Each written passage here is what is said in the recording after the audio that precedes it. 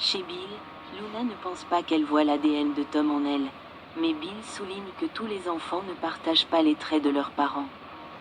Il sait qu'il est difficile pour elle d'accepter que Tom soit son père.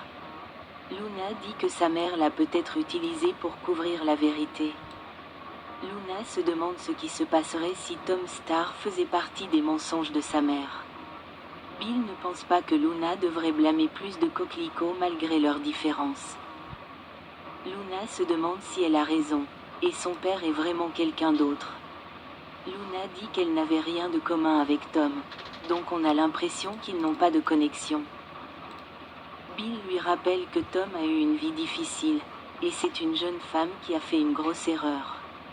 Mais il croit qu'elle va changer sa vie. Elle souhaite qu'il soit son père. Bill souhaite qu'il ait plus de réponses pour elle, mais ils ne peuvent pas faire grand-chose. Luna souhaite pouvoir compter sur sa mère pour obtenir des réponses. Dans le bureau de Lee, où elle est prête à vérifier si ses soupçons sur Jack et Poppy sont fondés. Poppy affirme qu'ils n'ont pas couché ensemble, mais Lee refuse de l'écouter. Jack affirme à Lee que rien de ce qu'elle dit n'est vrai.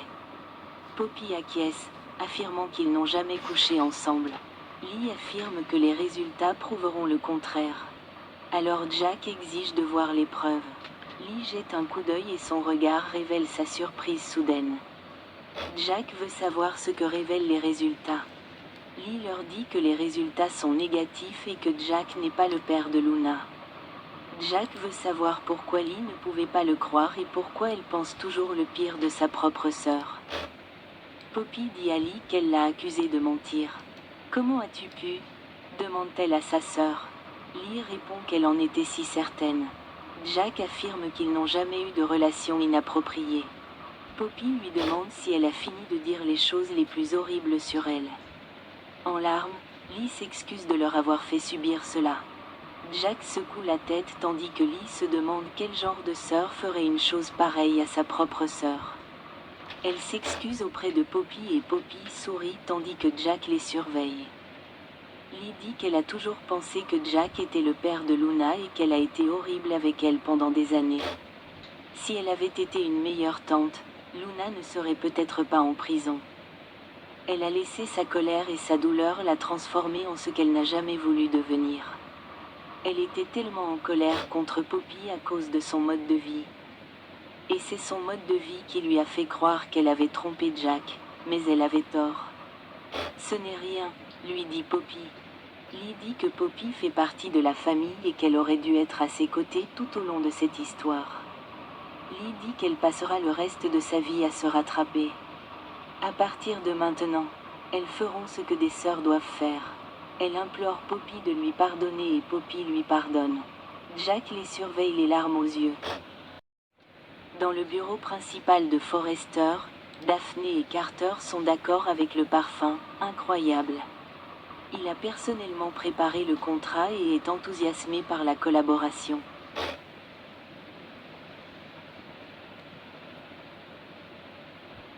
Il espère qu'elle sera satisfaite. Chaque mot de Daphné coule avec des insinuations. Carter dit à Daphné qu'ils peuvent modifier les termes en lisant les termes. Elle le fait taire et signe le contrat, le faisant sourire en soulagement. Carter signe le contrat tandis que Daphné se perche sur son bureau. Il l'accueille dans l'équipe et dit qu'il a hâte de travailler avec elle et d'être avec elle. Il a du mal à trouver les mots, mais quand il lui dit qu'il a hâte de commencer, elle se rapproche. Au bureau de design, Hope est ravie que Daphné travaille avec Forrester. Steffi se réjouit discrètement d'entendre Hope raconter comment Daphné est arrivée sans rendez-vous et lui a proposé son parfum signature. Hope annonce qu'elle a une réunion avec Carter au moment même où ils parlent. Hope affirme que Daphné sera un atout précieux pour eux. Et Carter est ravi de travailler avec elle s'il parvient à la signer. Hope sait que Daphné est occupée et habituée aux responsabilités, elle pourrait donc ne pas vouloir signer avec l'entreprise. Steffi joue le jeu, admettant qu'avoir Daphné chez Forrester Création pourrait changer la donne. Steffi dit que ce serait dommage que Carter ne puisse pas conclure l'affaire avec Daphné après son rachat. Hope dit que Daphné semble impressionnée par lui. Steffi lui rappelle que s'ils obtiennent le contrat, cela signifie que Carter et Daphné passeront de longues heures ensemble et que si tout cela donne les résultats escomptés, elle est entièrement partante. De retour, dans le bureau principal de Forrester, Carter renifle l'écharpe de Daphné alors que Hope entre et demande comment ça s'est passé. Il lui montre le contrat signé et il lui dit à quel point il apprécie sa confiance. Hope dit que les créations de Forrester ne seront plus jamais les mêmes. Ils partagent un baiser. De retour au bureau d'études, Steffi et Daphné discutent du contrat. Steffi rit de son projet de leur arracher l'entreprise.